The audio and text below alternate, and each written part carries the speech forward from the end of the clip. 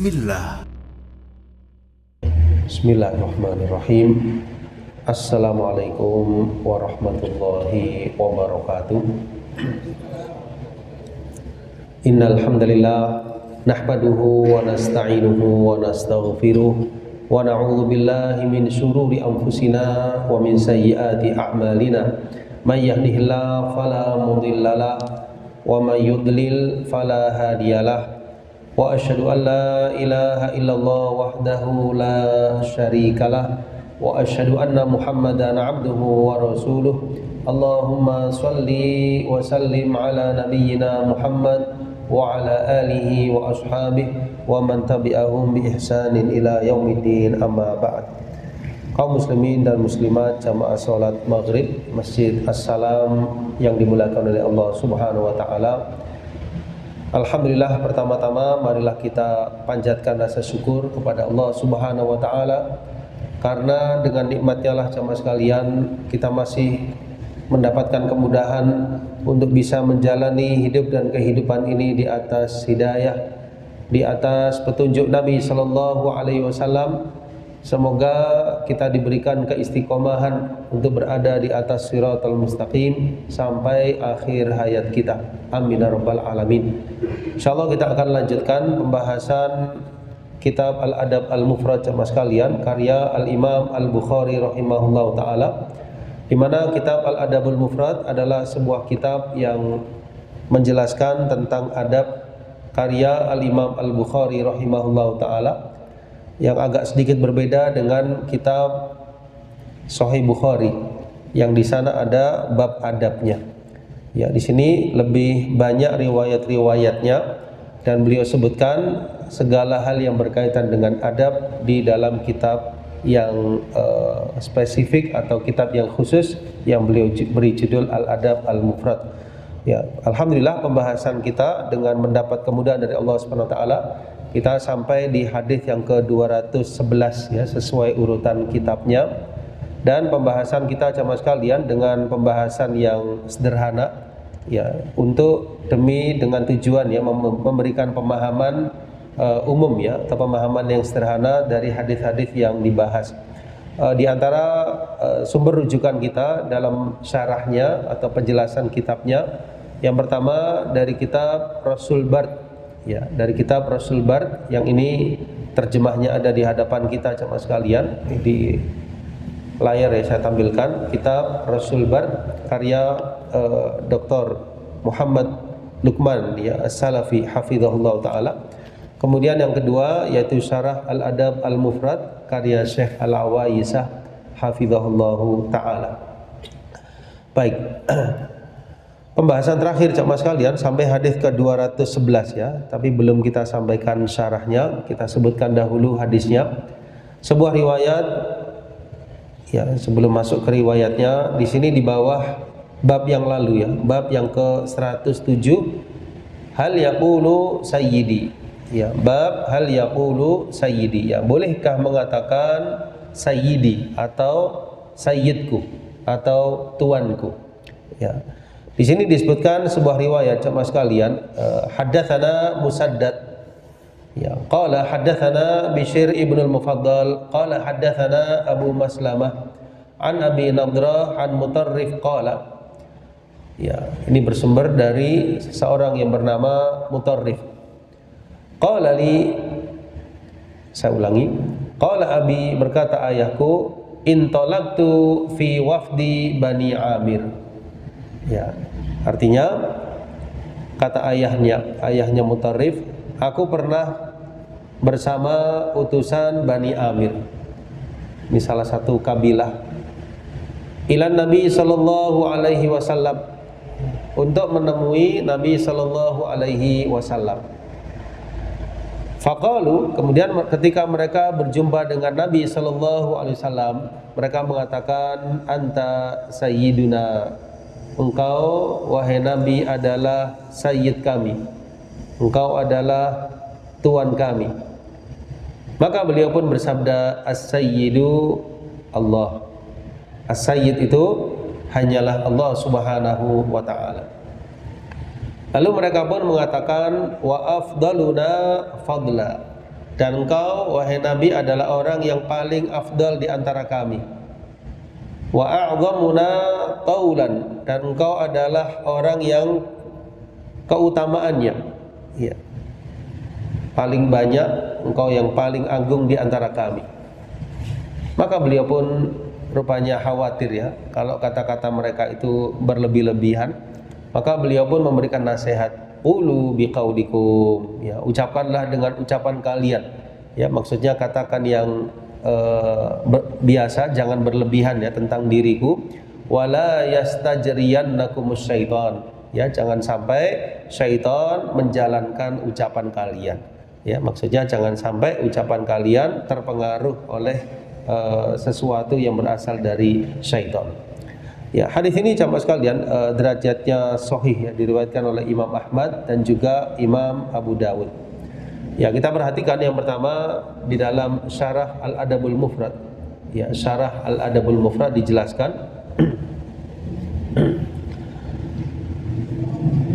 qala fil faid as-sayyid haqiqatan huwa Allah la ghairuh, ay huwa alladhi yahiqqu lahu siyadah al-mutlaqah, fa haqiqatu su'dat laysat illa lahu idzil khalqu kulluhum abiduh. Ya. Wa dzakara qaulun Nawawi sallallahu wa dzakara qaulun Nawawi rahimahullahu taala wal manhi an istimalihi ala jihati at-ta'adzum la at-ta'rif. Thumma qala ay al-Munawi wa hadha qalahu lamma khutiba bima yukhatibu bihi ru'asa al-qabail min qawlihim anta sayyiduna wa maulana. Fa dzakarahu in kana haqqahu an yukhatiba bir rasul aw an-nabi sallallahu alaihi wasallam fa innaha manzilah laisa wara'aha manzilah li ahadin minal bashar. Fa qala as-sayyid Allah hawwala al-amr fihi lil haqiqah ay alladhi yamliku an-nawasi wa yatawalla amrahum wa yasusuhum innama wallah. Ya, jadi di sini dijelaskan menukil dari kitab Al-Faid bahwasanya as-sayyid itu hakikatnya adalah Allah Subhanahu wa taala dan bukan yang lainnya. Dialah yang layak bagi Allah Subhanahu wa taala as-siyadah al-mutlaqah, ya, sehingga hakikah as-su'dat, ya, tidaklah dinisbahkan kecuali bagi Allah Subhanahu wa taala. Seluruh makhluk adalah hamba-hamba bagi Allah Subhanahu wa taala. Ya, berkata Imam Nawawi rahimahullahu taala, ya, dilarangnya penggunaan tersebut kalau jihadit ta'adzum, ya, kalau dalam rangka melebih-lebihkan, dalam rangka mengagungkan seseorang. Tapi kalau sekedar pengenalan atau ta'rif semata maka tidak mengapa. Ini maksudnya ala jihadit ta'adzum la at-ta'rif. Ya, jadi kalau tujuannya melebihkan, mengagungkan, ini yang dilarang. Tapi kalau tujuannya ta'rif, semata-mata pengenalan at-ta'rif, maka di sini tidak mengapa. Nah, berkata Imam Al-Munawi, ya, wa hadza qalahu lamma khutiba bima yukhatib bihi ru'asa al-qabail. Ya, jadi perkataan tersebut dikatakan, ya, ketika disampaikan kepada ru'asa al-qabail, ya, dari ucapan mereka engkau adalah sayyiduna wa maulana. Ya. Fadzakarahu in kana haqqahu an yukhatiba bir rasul aw an nabi fa innaha manzilah laisa wara'aha manzilah li ahadin minal bashar. Ya. Faqala as-sayyid Allah. Ya, jadi di sini maksud Nabi sallallahu alaihi wasallam bahwasanya beliau lebih, ya, senang, ya, lebih tepat jemaah sekalian bila disebut sebagai nabi atau rasul. Dan inilah derajat yang tertinggi bagi Rasulullah sallallahu alaihi wasallam. Sehingga beliau pun menegaskan as-sayyid Allah Subhanahu wa taala. Hawala al-amr bihi fihi ilal haqiqah. Ya, beliau mentahwil, ya, memindahkan perkaranya kepada yang hakikatnya. Yang hakikatnya as-sayyid Allah Subhanahu wa taala. Nah, qultu walladhi badali min khilali ma tamakkantu min ad-dirasah wallahu a'lam annal manhi anhu huwa qaulul abad fulan huwa sayyid wa nahwihi Fahada yufidul itlaq. Amma qauluhu sayyidi wa sayyidil qaum fahadihi mudhafah muqayyada ala an yakuna mutabiqan lil wasfi. Ya, berkata pensyarah ya Syekh Al-Awaisah, ya, yang tampak bagiku setelah saya meneliti, kata beliau, wallahu a'lam, bahwasanya yang dilarang itu kalau seseorang mengucapkan fulan dialah as-sayyid, fulan dialah as-sayyid, sampai di situ. Tapi kalau diidhofahkan, diimbuhkan, sayyidi wa sayyidil qaum, ya, misalnya beliau adalah tuanku atau beliau adalah sayyidnya kaum tertentu, maka di sini diperbolehkan karena diidhofahkan. Karena diidhofahkan atau diimbuhkan dengan sesuatu kaum, ya, atau yang lainnya, maka diperbolehkan.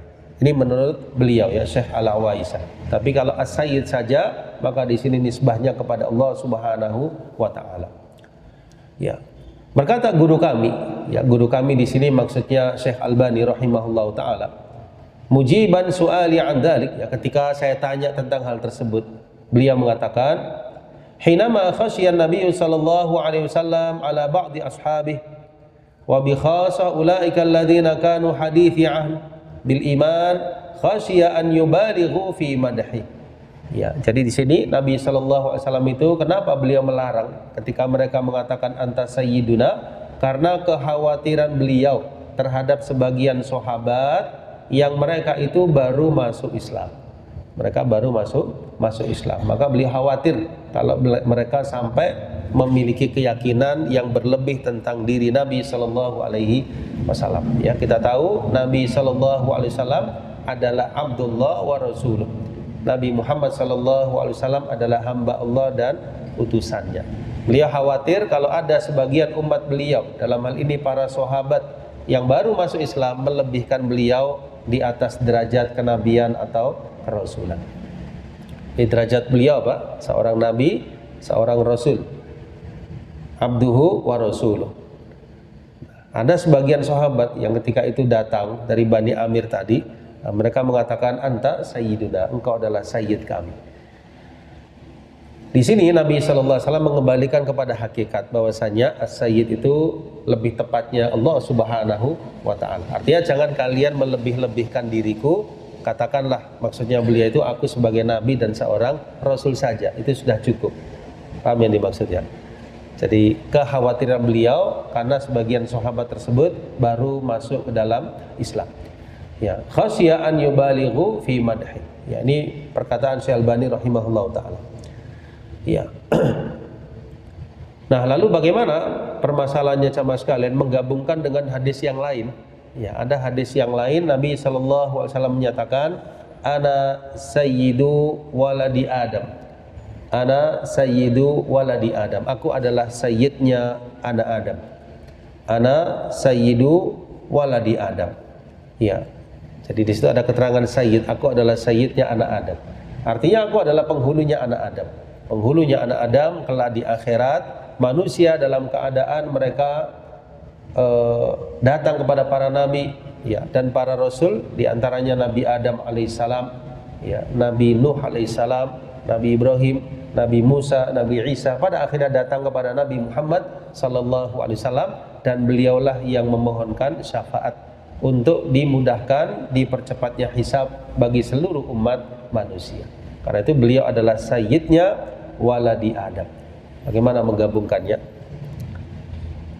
Beliau jelaskan ya di hadis yang lain, aku adalah sayyidnya anak Adam. Di hadis ini beliau melarang. Ya, menggabungkannya adalah di hadis ini larangan beliau karena kekhawatiran. Kekhawatiran ada di antara sahabat tersebut yang baru masuk Islam, agar mereka tidak berlebih-lebihan kepada diri Nabi sallallahu alaihi wasallam. Sebagaimana yang terjadi pada umat yang lain, ya, kaum Nasara misalnya melebih-lebihkan Nabi Isa alaihissalam, melebihi derajat beliau yang sesungguhnya sebagai seorang nabi dan seorang rasul. Nabi sallallahu alaihi wasallam khawatir jangan sampai ada umat beliau yang melebih-lebihkan beliau, melebihi derajat kenabian dan kerasulan. Beliau sendiri sayyid waladi Adam, penghulu anak Adam. Ini berdasar riwayat yang lain, ana sayyidu waladi Adam. Ya, Jadi boleh kita katakan dengan sederhana jamaah sekalian, apa yang disampaikan Nabi Shallallahu Alaihi Wasallam tersebut merupakan sikap beliau mencegah, ya mencegah jangan sampai sebagian sahabat tadi melebih-lebihkan beliau, melebihi derajat yang telah Allah berikan kepada Rasulullah Shallallahu Alaihi Wasallam. Insyaallah demikian. Ya. Kemudian di perkataan selanjutnya mereka mengatakan wa afdaluna fadla, wa afdaluna fadla, dan engkau ya Rasul adalah orang yang paling afdal di antara kami. Wa a'zamuna qaulan, ya, orang yang paling dermawan. Ya, ditafsirkan at-taul al-fadl wal-ulu 'alal a'da. Ya, al-fadl at-taul, ya. At-taul ditafsirkan al-fadl, ya, keutamaan, al-ulu ketinggian, 'alal a'da atas musuh-musuhnya. Ya. Apa padanan kata yang tepat jemaah sekalian? Ya, wa afdaluna fadlan, engkau orang yang paling afdal di antara kami. Wa a'zamuna qaulan, wa a'zamuna, engkau yang paling besar, paling agung, taulan, taulnya. Taul itu apa? Ditafsirkan al-fadl keutamaannya, wal ulu ketinggiannya atas musuh-musuh. Ya. Itu makna at-taul. Ya, apa padanan kata yang tepat? Ya, kalau diterjemahnya di sini dijelaskan yang paling agung. Ya, paling agung. Tapi makna dasar taul adalah al-fadl keutamaan, al-ulu ketinggian dari musuh-musuhnya. Ya, intinya wa afdaluna fadlan wa a'zamuna taulan, engkau yang paling mulia, paling lebih di antara kami. Maka beliau pun menjelaskan qulu biqaulikum, ya ucapkanlah dengan ucapan kalian. Artinya atau maksudnya takallamu bima yahdurukum minal qaul, ya, jadi ucapkanlah apa yang hadir dari kalian dari perkataan. Ya, jadi maksudnya beliau itu ucapkan yang biasa dan jangan berlebih-lebihan tentang diriku. Ucapkan perkataan yang tidak melebih-lebihkan tentang diriku. Ya, dijelaskan di kitab yang lain sama sekalian, qulu biqauli ahli dinikum wa millatikum wa da'uni nabiyyan wa rasulah. Ya, jadi ucapkan dengan ucapan yang diucapkan oleh ahli dinikum wa millatikum, ya, maksudnya orang-orang yang memiliki kedalaman, ya, dalam agama ini, dalam millah ini, dan tinggalkan, ya, selainnya ucapkan saja sebagai nabi dan rasul. Serulah diriku, sebutlah diriku sebagai nabi dan rasul. Baik.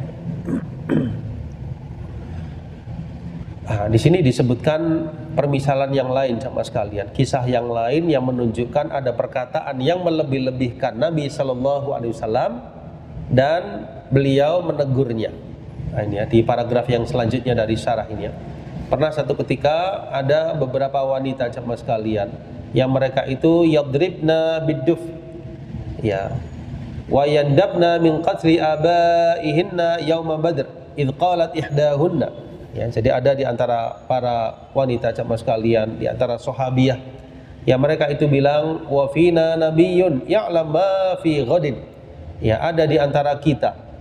Ketika itu Nabi ada sallallahu alaihi wasallam. Ada di antara kami seorang nabi yang beliau mengetahui perkara yang akan datang. Di antara kami ada seorang nabi yang tahu apa yang terjadi besok. Benar atau tidak jamaah sekalian? Tidak. Karena yang maha mengetahui yang terjadi ke depannya termasuk besok siapa? Allah Subhanahu wa taala. Nah, mereka mengatakan seperti itu para wanita tadi. Di tengah-tengah kami ada seorang nabi yang beliau mengetahui apa yang terjadi keesokan hari. Maka beliau pun menegur. Beliau bersabda, "Da'i hadhihi", tinggalkanlah ucapan ini. "Wa quli alladzi kunti taqulin."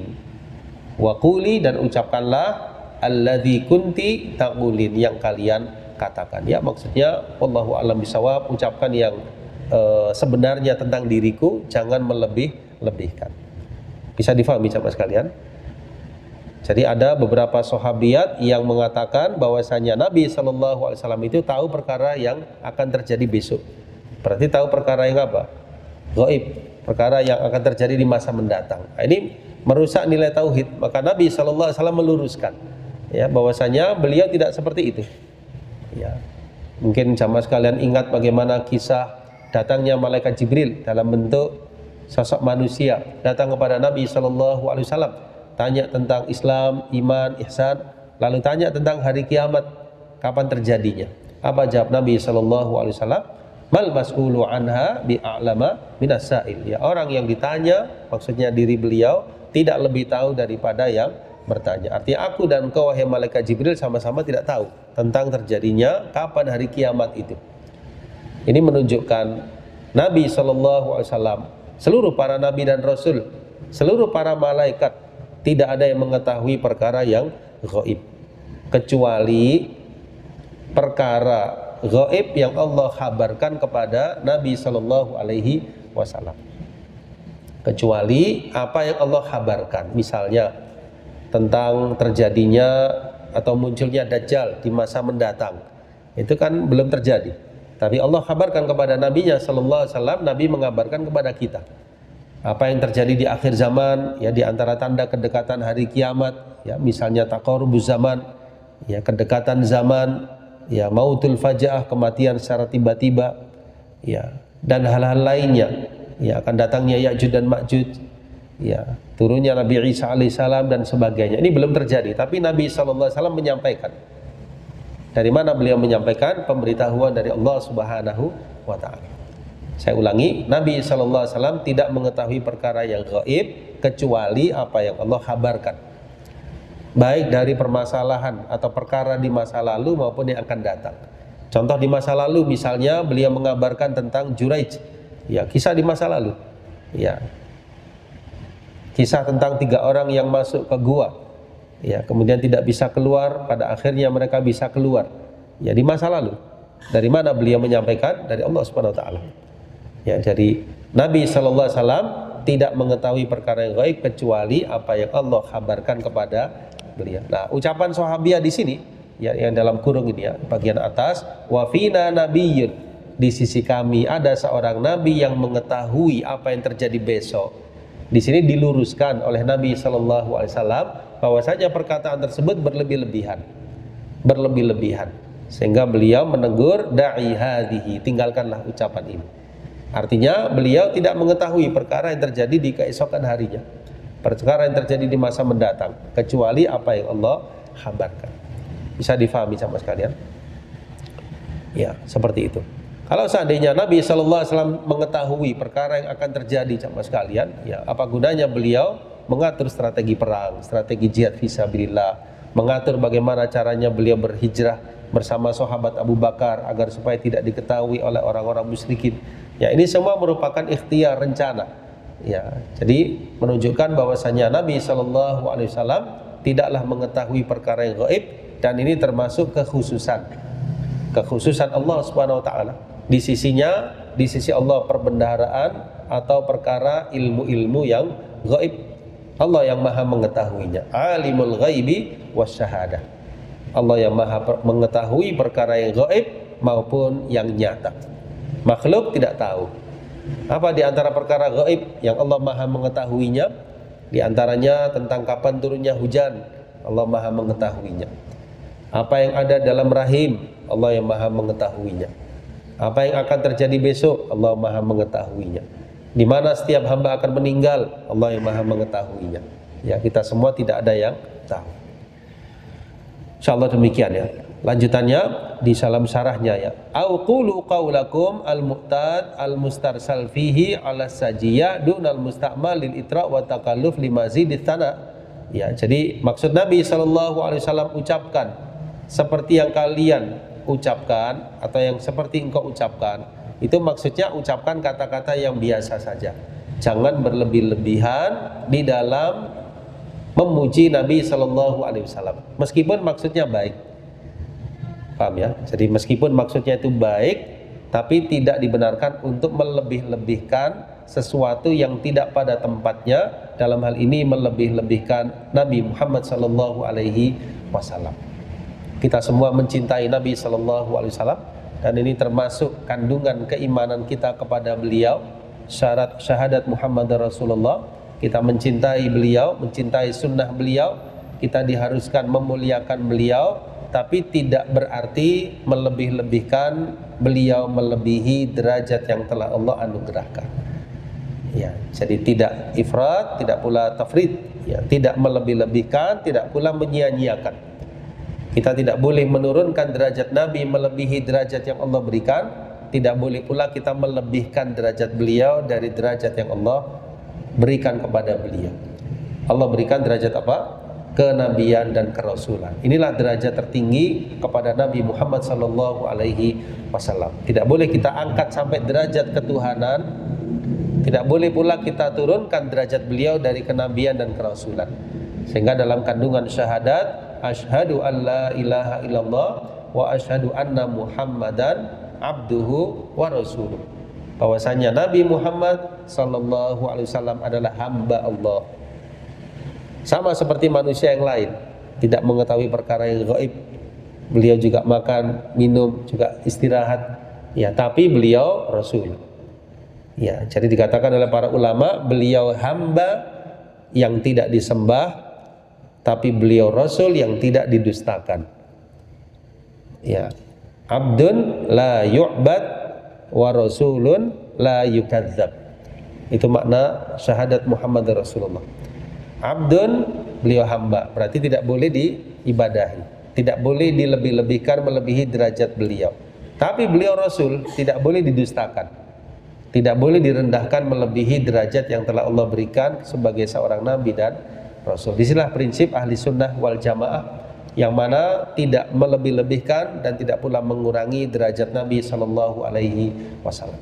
Mudah-mudahan bisa difahami. Kemudian di bagian akhir hadis, wala yastajriyannakumus syaitan, ya, maksudnya jangan sampai syaitan menjalankan ucapan kalian. Ya, disebutkan dalam kitab An-Nihayah. Itu mungkin antum pernah dengar ada kitab An-Nihayah fi Gharibil Hadits. Ya, An-Nihayah fi Gharibil Hadits itu kitab yang menjelaskan tentang makna-makna kosakata dalam hadis. Ya, jadi kosakata dalam hadis, ya, dijelaskan dalam kitab An-Nihayah fi Gharibil Hadits. Ya, karya Imam Ibnul Athir, ya, karya Imam Ibnul Athir. Kata beliau, la yastaghlibannakum fayattakhidhakum jariya. La yastaghlibannakum fayattakhidhakum jariya. Ai rasulan wa wakila. Wa dzalika annahum kanu madahuhu fakariha lahumul mubalagha fil madah. Ya, jadi maksudnya di sini jangan sampai syaitan mengalahkan kalian sehingga masuk dalam ucapan kalian, menggiring ucapan kalian dari ucapan yang benar menuju ucapan yang tidak tepat. Ya, maksudnya jangan sampai syaitan, ya, masuk ke dalam ucapan-ucapan kalian tersebut. Nah, wadzalika annahum kanu madahuhu, ya, karena mereka itu memuji Nabi sallallahu alaihi wasallam dengan pujian yang berlebih. Ya, dengan pujian yang ada mubalaghah atau berlebih-lebihan. Fanahahum anhu, maka beliau pun melarang dari hal tersebut. Ya, jadi la tatakallafuhu ka'annakum wukala asyaitan. Ya, maksudnya jangan kalian memberat-beratkan seakan-akan kalian adalah wakil-wakilnya syaitan. Ya, di sini siapa yang bersabda? Rasulullah sallallahu alaihi wasallam. Ucapan saja dengan ucapan kalian yang biasa tentang diriku, dalam artian seperti yang Allah anugerahkan tentang diriku sebagai seorang nabi, seorang rasul. Nah,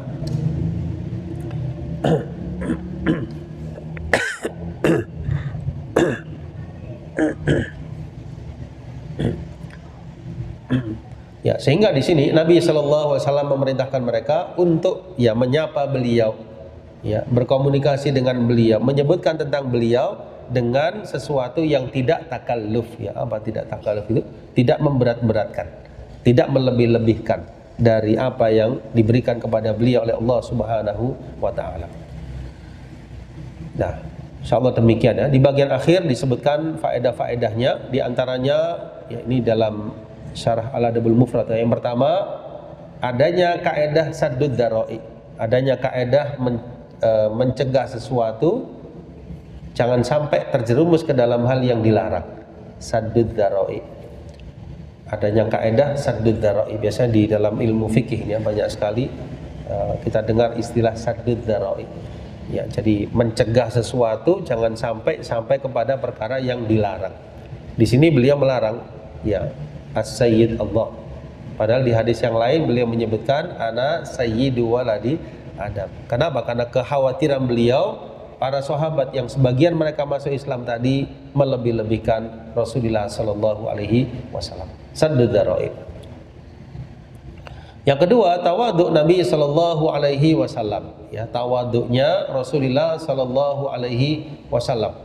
Ya, bagaimana beliau tidak ingin dilebih-lebihkan, melebihi derajat yang telah Allah Subhanahu Wa Taala berikan kepada Rasulullah Sallallahu Alaihi Wasallam. Ya. Wa adamu ittiba khutuwati syaitan. Ya, kemudian juga tidak mengikuti langkah-langkah syaitan. Ya, karena syaitan itu menggoda seseorang dari satu keadaan yang pertama, kemudian yang kedua lebih tinggi, kemudian di atasnya lagi, sampai bisa menyeret seorang hamba kepada perbuatan yang dilarang.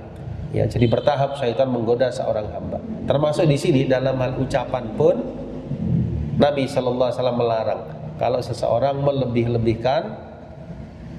melebihi derajat yang telah Allah berikan kepada beliau. Yang keempat, ada mutakalluf fil qaul, ya. Jadi jangan sampai seseorang itu memberat-beratkan dalam ucapan. Ya, memberat-beratkan itu maksudnya melebih-lebihkan dalam ucapan.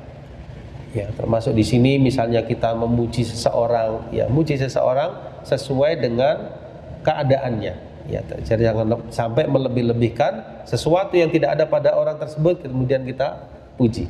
Nah, jangan. Ya, jadi memuji sesuai dengan kadar orang tersebut. Ya, tentunya kalau bisa tidak di hadapannya, ya, supaya orang tersebut tidak ujub atau tidak menyombongkan dirinya. Artinya kita mensifati seseorang sesuai dengan kadar orang tersebut. Wa ta'zimullahi subhanahu wa ta'ala, kemudian mengagungkan Allah subhanahu wa ta'ala. Mengagungkan Allah. Ya, di sini beliau menyatakan as-sayyid Allah. As-sayyid adalah Allah subhanahu wa ta'ala. Wa nahyi 'anil munkar, ya, juga terdapat peringatan dari kemungkaran, ya. Beliau tidak berdiam, beliau menjelaskan, ya. Menjelaskan yang sebenarnya supaya mereka mengetahui hal tersebut, dan ini termasuk salah satu prinsip di dalam amar ma'ruf dan nahi munkar. Yang terakhir, adamu iqraril madih idza khifa 'alaihi al-wuqu' fi muharram. Ya, jadi tidak menyetujui orang yang memuji kalau dikhawatirkan dia terjerumus kepada perbuatan yang haram. Ya, beliau kan posisinya dipuji, yang muji sahabat, yang dipuji beliau. Tapi karena pujian tersebut berlebihan, maka beliau memberikan arahan, ya, memberikan teguran, ya, sama sekali dengan cara yang baik supaya mereka kedepannya lebih mengetahui bagaimana cara menyapa Rasulullah Sallallahu Alaihi Wasallam. Ya, jadi tidak diragukan lagi, ya, kecintaan para sahabat, keinginan mereka, ketulusan hati mereka dalam menyampaikan. Tapi ini tidak menghalangi Nabi Sallallahu Alaihi Wasallam untuk meluruskan ucapan mereka tersebut. Insyaallah demikian, ya, kita tambahkan dari kitab yang ada di hadapan kita, yaitu Rasul Bard, ya, jemaah sekalian, di syarah kalimat hadis ke-211, ya.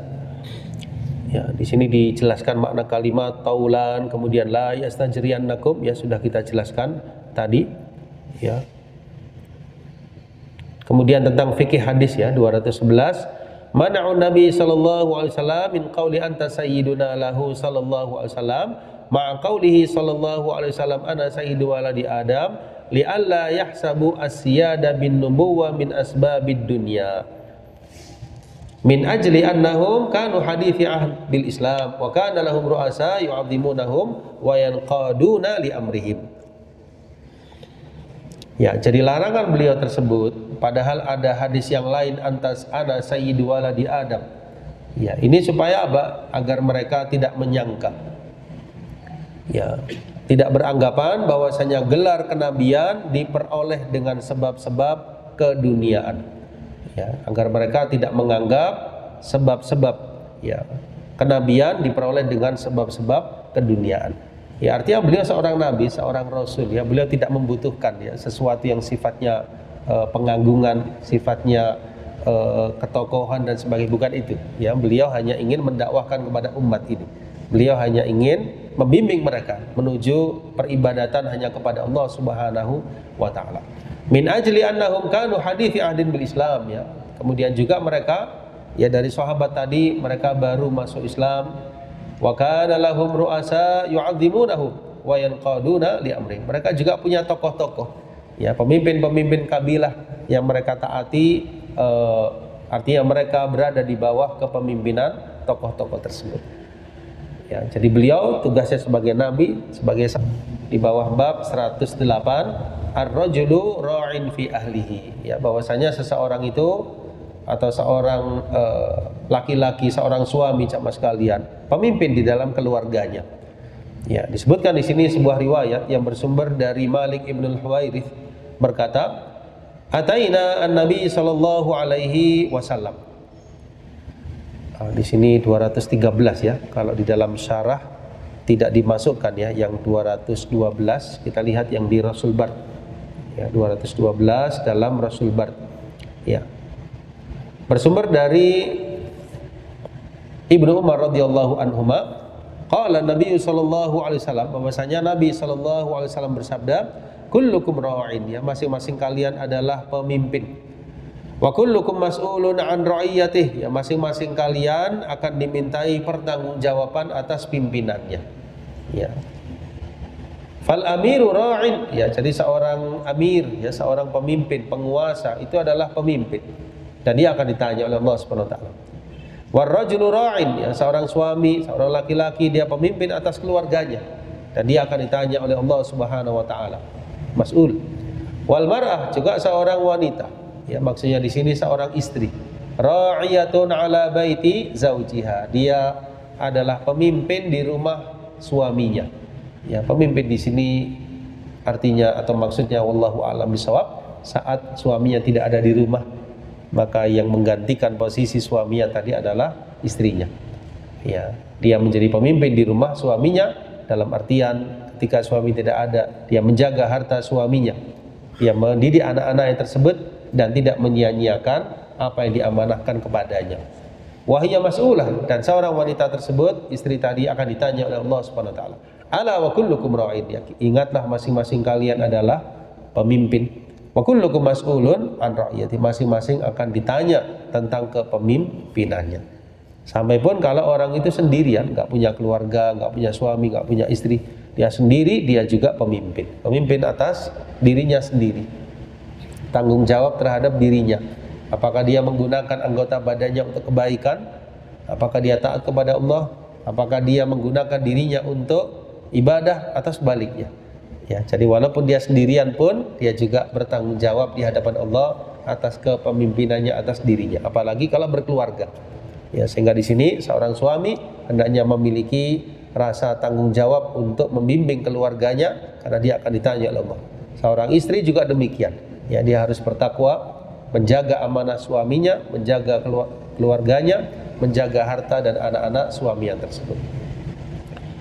Baik, kita lihat di sini di dalam faedah hadis, ya, dari 212, ya, dijelaskan undur syarah al hadis, ya, lihat syarah hadis nomor 206, ya, maksudnya hadis ini telah dibahas di hadis sebelumnya, yaitu tepatnya di hadis 206, ya, jamaah sekalian, halaman 218. Kenapa kok diulang lagi oleh Imam Bukhari?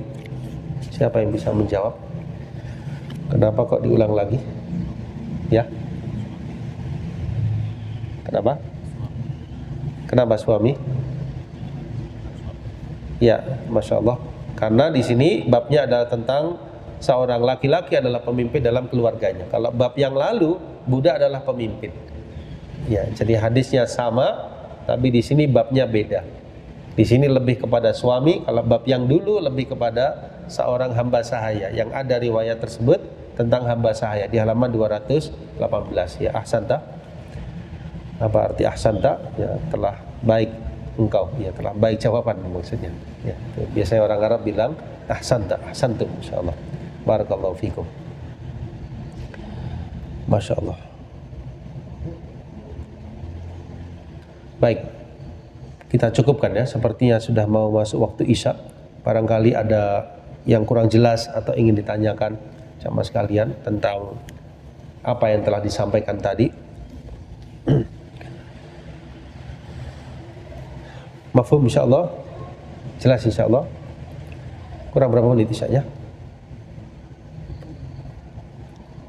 Kalau masih ada waktu saya tambah lagi hadisnya.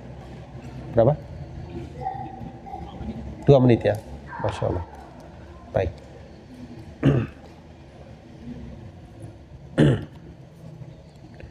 Ya. Kita tambahkan ya lafadz hadis dari hadis yang berikutnya, hadis yang ke-213. Ya, di sini ada kisah jamaah sekalian dari sahabat Abu Sulaiman Malik ibn al-Huwairits. Ya. Ataina an-Nabi sallallahu alaihi wasallam. Ya, kami pernah datang kepada Nabi sallallahu alaihi wasallam. Wa nahnu sababah, ya, ketika itu kami masih muda-muda. Usia kami muda. Mutaqaribun, ya, usia kami itu sebaya. Ya. Fa aqamna indahu, kami pun bermukim di sisi Nabi sallallahu alaihi wasallam 20 lailah, 20 hari, 20 malam. Tujuannya dulu kalian. Fa'allimuhum, ya, ajarilah keluarga kalian. Wa muruhum, perintahkan keluarga kalian. Dan sholatlah kalian seperti kalian melihat aku sholat. Fa idza hadratis sholat, kalau sudah datang waktu sholat, fal yu'adzin lakum ahadukum, hendaknya salah seorang di antara kalian adzan, wal ya'ummakum akbarukum, dan hendaknya yang menjadi imam kalian adalah yang paling akbar, yang paling banyak usianya di antara kalian. Ya, di sini insyaallah kita bahas lebih lanjut syarahnya di pertemuan mendatang, tapi di antara poin yang bisa kita ambil di sini adalah kesungguhan para sahabat dalam menuntut ilmu. Ya, di sini menuntut ilmunya bukan 4 tahun, jamaah, 20 hari. Ya, 20 hari sepulang Nabi SAW sudah ajarkan. Paham ya? Yang sedikit yang kalian tahu ajarkan. Ya, jadi artinya apa? Meskipun seseorang memiliki sedikit dari ilmu, dia fahami dengan baik dari ilmu-ilmu yang mendasar dari agama ini, mungkin itu sesuatu yang besar bagi orang yang belum tersampaikan. Banyak orang yang mungkin belum mengenal tentang akidah, tentang tauhid, tentang pentingnya sholat dan sebagainya. Dari apa yang kita ketahui dari pengajian, dari majelis ilmu, sampaikan kepada orang-orang terdekat kita, keluarga dan orang-orang yang kita bisa dakwahi. Siapa tahu dari situ menambah ladang pahala bagi kita di akhirat nanti. Insyaallah demikian ya jamaah sekalian. Syarah lebih lanjutnya kita lanjutkan di pertemuan mendatang. Kurang lebihnya saya mohon maaf. Aqulu qawli hadza billahi taufiq wal hidayah. Subhanakallahumma wa bihamdika asyhadu an la ilaha illa anta astaghfiruka wa atubu ilaik. Wassalamualaikum warahmatullahi wabarakatuh. Donasi dakwah Malang Mengaji. Ayo ambil bagian untuk dakwah melalui rekening berikut ini bersama umat berbagi manfaat.